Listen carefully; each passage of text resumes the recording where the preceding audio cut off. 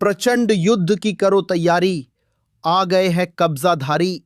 दुनिया भर में खतरे की घंटी बज चुकी है, क्योंकि हालात तेजी से उस मोड़ पर पहुंच रहे हैं जहां से वापसी आसान नहीं होगी। जी हां, खबर है कि यूएसएस ट्रिपोली ईरान के करीब पहुंच चुका है और इसके साथ ही शुरू हो गई है एक बड़ी आशंका।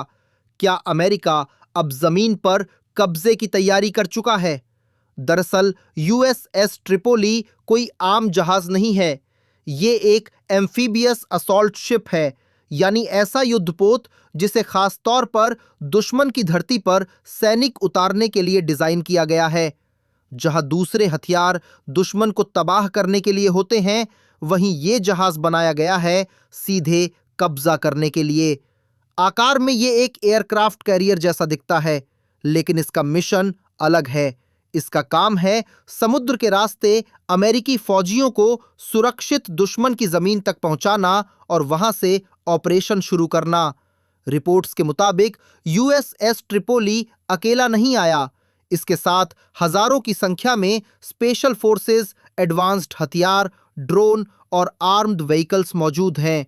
सबसे खास बात, इस पर तैनात हैं F-35B जैसे एडवांस्ड फाइटर जेट, जो छोटी जगह से टेक ऑफ और लैंडिंग कर सकते हैं। यानी इन्हें लंबे रनवे की जरूरत नहीं होती। ये सीधे पहाड़ी इलाकों या सीमित जगहों पर भी उतर सकते हैं, जो इन्हें और खतरनाक बनाता है। यानी अगर ऑपरेशन शुरू होता है तो ये जेट्स सीधे ईरान की जमीन पर उतरकर मिशन को आगे बढ़ा सकते हैं। इसी बीच डोनाल्ड ट्रंप का बयान भी सामने आया है। उन्होंने कहा है कि अमेरिका बातचीत की कोशिश कर रहा है, लेकिन अगर बात नहीं बनी तो एक्शन लेने से पीछे नहीं हटेगा। टारगेट क्या हो सकता है?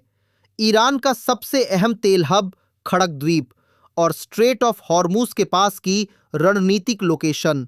अगर अमेरिका यहां कब्जा कर लेता है तो दुनिया में तेल और गैस की सप्लाई पर बड़ा असर पड़ेगा।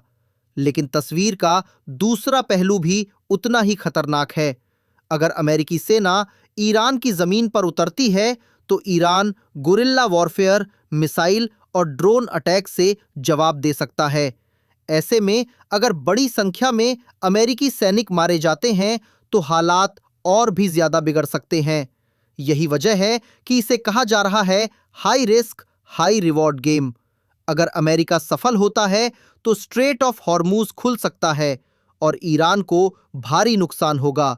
लेकिन अगर ऑपरेशन फेल हो गया तो पूरी दुनिया के लिए संकट और गहरा जाएगा और ये संघर्ष एक लंबे युद्ध या उससे भी बड़े टकराव में बदल सकता है।